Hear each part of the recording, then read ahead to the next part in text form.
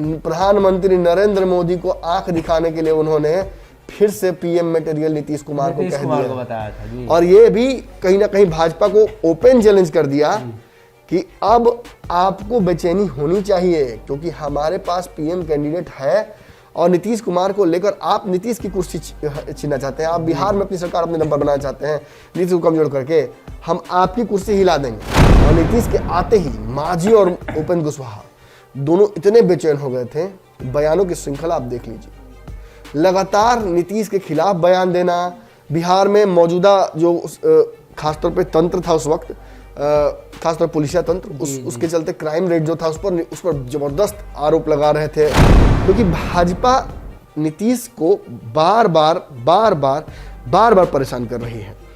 चुनाव में ये उपेंद्र कुशवाहा चूंकि साथ नहीं थे तो वो बेहतर समझ सकते हैं कि किस तरीके से भाजपा ने अलग अलग सीटों पर कमजोर किया उन्हें। बंगाल के चुनाव के बाद तुरंत एक ट्वीट करके जहां भाजपा रिकवरी मोड में चली गई, डैमेज बहुत तगड़ा हुआ भाजपा का, कंट्रोल में भाजपा चली गई, वहीं सभी चुप थे, सभी इसको एनालाइज कर रहे थे, दोस्त दुश्मन सब। लेकिन इतनी हड़बड़ी उपेंद्र कुशवाहा को उन्होंने चक्रव्यूह टूटने से कंपेयर कर दिया और ये कह दिया कि ये चक्रव्यूह टूट गया है, ये आने वाले समय के लिए एक नाजीर पेश करेगा। ये साबित करता है कि आप दोस्त नहीं। ये राजनीति नीतीश के आसपास घूमती रही, वहीं भाजपा से अलग होते नीतीश कुमार से बिल्कुल ही अलग हो गए थे उपेंद्र कुशवाहा। और उपेंद्र कुशवाहा भाजपा से गठबंधन करके केंद्र में मंत्री तक बने हुए थे और केंद्र मंत्री से उन्होंने इस्तीफा दिया था 2018 में। क्यों दिया था आपको पता है? आपको याद होगा, उपेंद्र कुशवाहा इतने नाराज हुए और उन्होंने सोशल मीडिया का रुख करके नाम बिना लिए हुए सीधे तौर पर हमला कर दिया संजय जायसवाल पर। और वो परिस्थिति ऐसी बन गई कि लगा कि उस लॉकडाउन में ही गठबंधन टूट जाएगा। फिर आरोप प्रत्यारोप इतना चला कि अंततः सम्राट चौधरी भाजपा की तरफ से आगे आते हैं, जो कि इसी बिरादरी से आते हैं, और भाजपा उन्हें आगे करती है और इशारा करती है कहीं ना कहीं कि वो उपेंद्र कुशवाहा को रत्ती भर भी भाव नहीं देती। इस दौरान उपेंद्र कुशवाहा का रडार चेंज हो गया, क्योंकि अब वो जदयू के महत्वपूर्ण पदों पर आ गए। आरसीपी सिंह की धीरे धीरे छुट्टी होगी कालांतर में इस पार्टी से, जो उन्होंने पावर को प्रैक्टिस किया राष्ट्रीय अध्यक्ष के तौर पर, और नीतीश के रडार पर चले गए। नीतीश कुमार से ने उन्हें छाट दिया, फिर वो केंद्रीय मंत्री बनकर रह गए और इतना सीमित हो गया कि हो सकता है कि अब राज्यसभा भी जाने पर आफत आ जाए उनके। यानी इस पार्टी में अब ललन सिंह और उपेंद्र कुशवाहा का कद बहुत बड़ा हो गया है।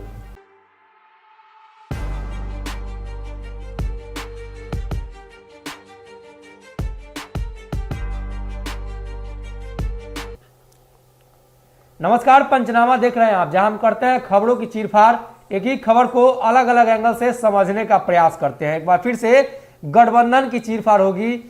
लगातार इन दिनों गठबंधन पर चर्चा होती है, गठबंधन पर बातें होती हैं।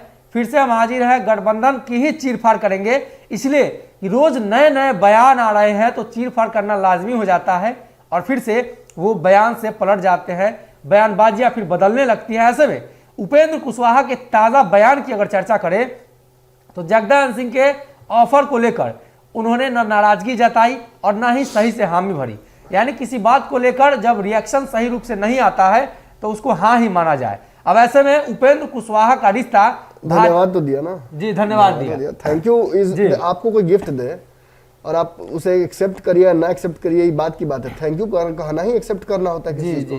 कोई गिफ्ट देता तो आप क्या कहते हैं? थैंक यू, एक्सेप्ट किया आपने जी। तो ऐसे में उपेंद्र कुशवाहा का बयान और जगदानंद सिंह के बयान, दोनों बयानों को अगर देखकर दोनों बयानों को तौले तो कहीं ना कहीं साफ नजर आता है कि उपेंद्र कुशवाहा का भाजपा के साथ जो दूरी है वो दूरी अब कहीं ना कहीं दिखाई देती है और लगातार उपेंद्र कुशवाहा इसका जिक्र करते हैं। भले ही गठबंधन में हो लेकिन भाजपा को लेकर वो कभी कंप्रोमाइज करने के मूड में नहीं रहते हैं और इसी खबर की चीरफाड़ करेंगे। डॉक्टर साहब भी मौजूद हैं। डॉक्टर साहब, अब तबीयत कैसी है आपकी?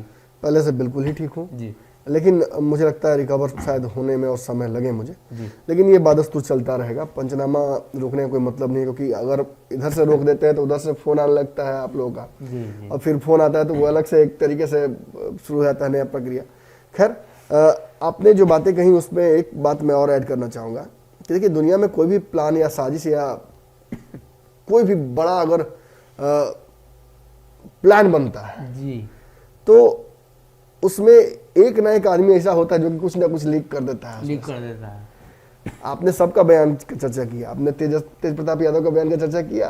तेज प्रताप यादव ने अभी क्या कहा कुशवाहा को लेकर? आ जाइए ज्वाइन कर लीजिए हमारे साथ, छोड़िए आपका जो हुआ सो हुआ, आइए हमारे साथ ज्वाइन कर लीजिए। ऑब्वियस सी बात है, तेज प्रताप यादव ने एक इशारा कर दिया है कि तेजस्वी यादव टच में है जी। ऐसा भी देखिए उपेंद्र कुशवाहा की मुलाकातें तो हो ही रही हैं, पर्दे के पीछे किससे कहाँ मिल रहे हैं कौन जानता है, जो पता चले पता है, हम लोग जान जाते हैं। जी जी। दिल्ली में उपेंद्र कुशवाहा लालू यादव से मिले, किस कारण से मिले, ये चर्चाएं तो हुई थी ना, तस्वीर किसी के पास नहीं है, लेकिन ये चर्चा तो बिहार की राजनीति में जमकर हुई थी। लेकिन यहाँ नहीं, शुरुआत थोड़ा पीछे से करना पड़ेगा, जाना पड़ेगा कि आखिर क्यों उपेंद्र कुशवाहा भाजपा और नीतीश के रिश्ते को समाप्त करना चाहेंगे जी। क्योंकि आज एनडीए की सरकार है, तभी तो उपेंद्र कुशवाहा का भी इज्जत है। जी जी। उपेंद्र कुशवाहा 2 जगहों से चुनाव लड़के देख चुके हैं, लोकसभा का दोनों जगह फिसड्डी, विधानसभा का चुनाव लड़े वहां फिसड्डी, गठबंधन बनाया, दोनों गठबंधनों में रहे, अपना गठबंधन बनाया, सब जगह फिसड्डी, पार्टी पर कंट्रोल नहीं, पार्टी के लोग भाग गए। तो ऐसे में उपेंद्र कुशवाहा हर फ्रंट पर जब फेल हो गए, केवल एक फ्रंट विरोध जब वो करने उतरे थे नीतीश कुमार का, तो बहुत मजबूती से उन्होंने विरोध किया था और नाक में दम कर रख दिया था। लेकिन उसके पीछे भी कारण था, मैं वहां पहुंचूंगा। शुरुआत करते हैं, नीतीश कुमार 2014 में जब भाजपा से अलग हुए थे, तो नीतीश कुमार के अलग होने की वजह से जो पुरानी जनता पार्टी थी, जो एक बड़ा समाजवादियों का जोड़ था बिहार में, जो कांग्रेस के शासन से उब चुके थे, भाजपा और नीतीश के अलग होते ही उनको अपना स्थान खोजना पड़ गया। लालू यादव चूंकि स्थापित थे तो उन्हें बहुत कुछ सोचने की आवश्यकता नहीं, तो जानते थे कभी भी वापस कर सकता हूँ, लेकिन कुछ लोगों के लिए बड़ा मुश्किल हो गया। उसमें से एक थे उपेंद्र कुशवाहा। उपेंद्र कुशवाहा ने उस वक्त ही कहीं ना कहीं राजनीति अपनी नीतीश से अलग करनी शुरू कर दी। फिर कालांतर में मांझी जी और नीतीश कुमार का प्रकरण हुआ, मुख्यमंत्री बनाया फिर हटाया, फिर उस प्रकरण के बाद फिर एक और राजनीतिक पार्टी का प्रादुर्भाव हुआ, और फिर कालांतर में हमने देखा कि मुकेश सहनी भी बिहार की राजनीति में आए। लेकिन जहां मांझी और मलाह की राजनीति नीतीश के आसपास घूमती रही, वहीं भाजपा से अलग होते नीतीश कुमार से बिल्कुल ही अलग हो गए थे उपेंद्र कुशवाहा। और उपेंद्र कुशवाहा भाजपा से गठबंधन करके केंद्र में मंत्री तक बने हुए थे, और केंद्र मंत्री से उन्होंने इस्तीफा दिया था 2018 में। क्यों दिया था आपको पता है? भाजपा के साथ उनका जो रिश्ता था वो काफी सही नहीं था, और बिहार को लेकर वो मांग कर रहे थे। देखिए बताता हूं मैं आपको, सरकार बनी थी 2014 में, उपेंद्र कुशवाहा को मंत्री बनाया गया था बहुत जल्दी, लेकिन 18 तक इंतजार उपेंद्र कुशवाहा ने किया इस्तीफा देने के लिए। क्यों किया जानते हैं? क्योंकि 17 में नीतीश की वापसी इस गठबंधन में हुई थी, और नीतीश के आते ही मांझी और उपेंद्र कुशवाहा दोनों इतने बेचैन हो गए थे कि बयानों की श्रृंखला आप देख लीजिए, लगातार नीतीश के खिलाफ बयान देना। बिहार में मौजूदा जो खासतौर पे तंत्र था उस वक्त, खासतौर पुलिसिया तंत्र, उसके चलते क्राइम रेट जो था उस पर जबरदस्त आरोप लगा रहे थे मांझी जी, फिर उपेंद्र कुशवाहा लगाने लगे। फिर कालांतर में शिक्षा एक बड़ा मुद्दा दिखा उन्हें, क्योंकि इसी मंत्रालय से राज्य मंत्री वो जुड़े हुए थे, और यहीं से उन्होंने इस्तीफा भी दिया था। बिहार में शिक्षा सुधार को लेकर और 2 केंद्रीय यूनिवर्सिटीज को लेकर नीतीश कुमार से लंबी लड़ाई हुई, और नीतीश कुमार और भाजपा के बीच में वो भाजपा के साथ रहना चाहते थे, लेकिन भाजपा ने कहीं ना कहीं ये स्पष्ट उसी वक्त कर दिया कि उसके लिए इंपॉर्टेंट नीतीश कुमार है ना कि उपेंद्र कुशवाहा, और भाजपा के इसी रवैये से वो बहुत नाराज हुए। और इसका बदला तो शुरुआत में चूंकि भाजपा से वो ले नहीं सकते थे, तो उन्होंने नीतीश कुमार से लेने की कोशिश की। पटना की सड़कों पर जो उन्होंने किया, अलग अलग घूमकर अलग अलग कार्यक्रमों के माध्यम से, शिक्षा सुधार माध्यम से जो उन्होंने बिहार में नीतीश कुमार को घेरा है, मुझे लगता है कि शायद तेजस्वी यादव कभी वो कर नहीं पाएंगे, ना कभी उन्होंने किया है। और जब वो तेजस्वी के साथ रहे, तेजस्वी यादव सड़कों पर आपको दिखे, राजद भी काफी उत्साह के साथ नीतीश का विरोध करती नजर आई। लेकिन 2019 के चुनाव के दौरान हमने देखा कि परिस्थितियां ऐसी बनी कि गठबंधन टूटने लगा, और अंततः टूटकर बिल्कुल ही उपेंद्र कुशवाहा को अलग होना पड़ा 20 में चुनाव में।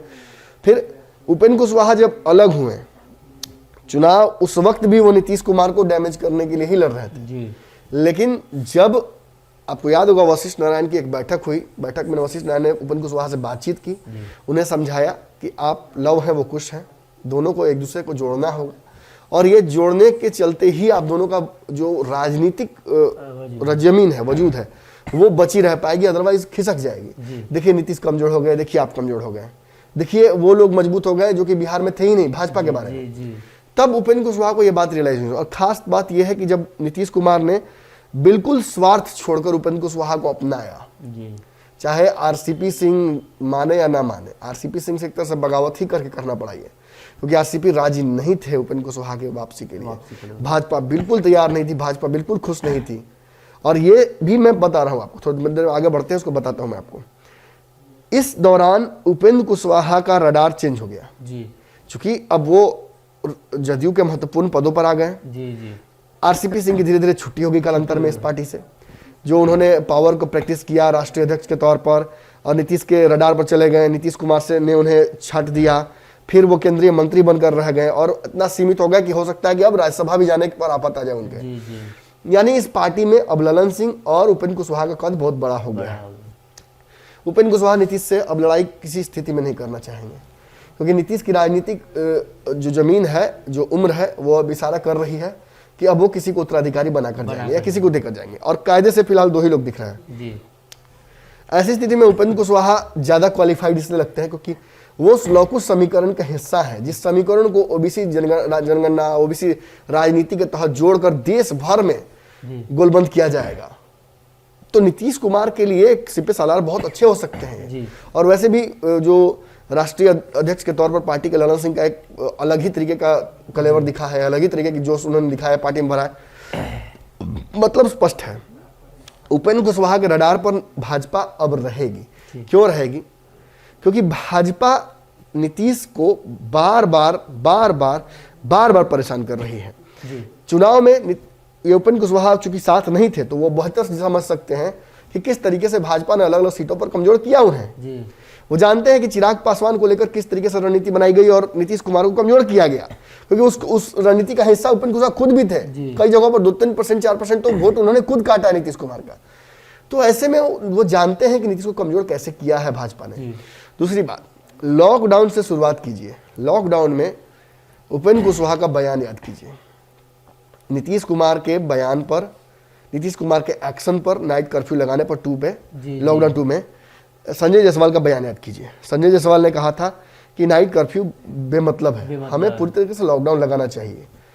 मुकेश सहनी भी सपोर्ट में थे संजय जायसवाल के, लेकिन तुरंत ही आपको याद होगा उपेंद्र कुशवाहा इतने नाराज हुए और उन्होंने सोशल मीडिया का रुख करके नाम बिना लिए हुए सीधे तौर पर हमला कर दिया संजय जायसवाल पर। और वो परिस्थिति ऐसी बन गई कि लगा कि उस लॉकडाउन में ही गठबंधन टूट जाएगा। फिर आरोप प्रत्यारोप इतना चला कि अंततः सम्राट चौधरी भाजपा की तरफ से आगे आते हैं, जो कि इसी बिरादरी से आते हैं, और भाजपा उन्हें आगे करती है और इशारा करती है कहीं ना कहीं कि वो उपेंद्र कुशवाहा को रत्ती भर भी भाव नहीं देती है। उसके लिए उपेंद्र कुशवाहा एग्जिस्ट नहीं करते हैं। उपेंद्र कुशवाहा आज अगर इस गठबंधन में है, आज इस गठबंधन में है, तो वो इसलिए है क्योंकि नीतीश के परिश्रम से वो यहाँ पहुंच पाए हैं। और भाजपा ने यहाँ तक कि जिस लिहाजे से उन्होंने कहा सम्राट चौधरी ने कि पियाजू मुसलमान है, नए आए हैं तो ढेर परिक्रमा करेंगे अभी, और ये सारी बातें कहीं ना कहीं इशारा करती हैं कि उपेंद्र कुशवाहा और भाजपा के बीच रिश्ते कभी ठीक होने वाले नहीं हैं। लेकिन उसके तुरंत बाद आपको याद होगा कल जो बंगाल का चुनाव होता है, बंगाल के चुनाव के बाद तुरंत एक ट्वीट करके, जहां भाजपा रिकवरी मोड में चली गई, डैमेज बहुत तगड़ा हुआ भाजपा का, कंट्रोल में भाजपा चली गई, वहीं सभी चुप थे, सभी इसको एनालाइज कर रहे थे, दोस्त दुश्मन सब। लेकिन इतनी हड़बड़ी उपेंद्र कुशवाहा को उन्होंने चक्रव्यूह टूटने से कंपेयर कर दिया और ये कह दिया कि ये चक्रव्यूह टूट गया है, ये आने वाले समय के लिए एक नाजीर पेश करेगा। ये साबित करता है कि आप दोस्त नहीं हैं। आप दुश्मन हो ना हो, लेकिन आप दोस्त तो नहीं हैं। आप अगर कहीं मैं गिर जाता हूं तो आप मुझे सहायता नहीं देते हैं, तो मैं मान लेता हूं ठीक है आप दोस्त नहीं हो सकते। लेकिन अगर आप मेरे गिरने पर खुश होइए तो ये मानना ही पड़ेगा कि आप दुश्मनों में खड़े हैं। और यही उपेंद्र कुशवाहा की रणनीति रही है। उपेंद्र कुशवाहा ने उसके बाद क्या क्या बयान दिए हैं मैं तेजी से बताने शुरू करता हूं। उसके बाद उन्होंने भाजपा को कई जगहों पर घेरा है। किसान आंदोलन पर भाजपा के एक विरोध खड़े थे। जी सीएबी एनआरसी पर भाजपा के खिलाफ खड़े थे। बिहार में जो लीकर इंडस्ट्री अंडरग्राउंड शुरू हो गई है, इस पर जब सदन में बहस हो रही थी तो वो भाजपा के खिलाफ खड़े थे। इसके अलावा प्रधानमंत्री नरेंद्र मोदी को आंख दिखाने के लिए उन्होंने फिर से पीएम मटेरियल नीतीश कुमार को कह दिया बताया था जी। और ये भी कहीं ना कहीं भाजपा को ओपन चैलेंज कर दिया कि अब आपको बेचैनी होनी चाहिए, क्योंकि हमारे पास पीएम कैंडिडेट है और नीतीश कुमार को लेकर आप नीतीश की कुर्सी छीनना चाहते हैं। आप बिहार में अपनी सरकार अपने दम पर बनाना चाहते हैं, नीतीश को कमजोर करके हम आपकी कुर्सी हिला देंगे जी। उत्तर प्रदेश के चुनाव को लेकर बैठक करना हो उपेंद्र कुशवाहा का, या इस पार्टी में जदयू में अपने लोगों को ऊपर से नीचे तक भर देना हो। उपेंद्र कुशवाहा हर रणनीति में सफल हुए हैं और भाजपा के खिलाफ आप देख लीजिए, कुछ दिन पहले भी बयानों की श्रृंखला जो उनकी आती गई है, चाहे जातिगत जनगणना हो, विशेष राज्य का दर्जा हो, किसी भी जगह अगर आपने सुना हो कि गठबंधन बचाने के लिए कोई बयान उन्होंने दिया हो तो मैं मान लूंगा कि उपेंद्र कुशवाहा भाजपा के दोस्त हैं। लेकिन सच्चाई है कि जब से उपेंद्र कुशवाहा साथ आए हैं तब से उन्होंने ऐसा कुछ नहीं किया है। तो एक बात तो स्पष्ट मान लीजिए कि उपेंद्र कुशवाहा ही वो व्यक्ति हैं जो नीतीश और भाजपा के रिश्ते को ये इस कमजोर कड़ी तक पहुंचा चुके हैं और यहां से भी गंतव्य तक वही लेके जाएंगे। जी, तो कहीं ना कहीं उपेंद्र कुशवाहा लगातार बयानबाजी करते हैं। पिछले दिनों जातीय जनगणना की जब बात हुई थी तो उपेंद्र कुशवाहा ने एक सभा को संबोधित करते हुए कहा था कि साथियों, अगर सरकार बात नहीं मानती है तो सड़क पर उतरने की जरूरत है और मजबूती से लड़ाई लड़ने की जरूरत है। यानी उपेंद्र कुशवाहा के तमाम बयानों को अगर देखें तो उपेंद्र कुशवाहा एक तरह से नीतीश कुमार के साथ तो हैं ही, लेकिन नीतीश कुमार के बहाने भाजपा पर अटैक करने का कोई भी मौका नहीं छोड़ते हैं। ऐसे में उपेंद्र कुशवाहा को अब तो राजद की तरफ से ऑफर भी आ गया है, तेज प्रताप यादव ने ऑफर भी दे दिया है। अब आने वाले दिनों में उपेंद्र कुशवाहा की क्या रणनीति होती है, किस प्रकार से वो जदयू के लिए राजनीति करते हैं और आने वाले दिनों में नीतीश कुमार के लिए और नीतीश कुमार और उनके गठबंधन के लिए किस प्रकार से वो रोड मैप खड़ा करते हैं, ये देखने वाली बात होगी। फिलहाल इस चीर फाड़ में इतना ही। आप बने रहिए हमारे साथ। बहुत बहुत धन्यवाद।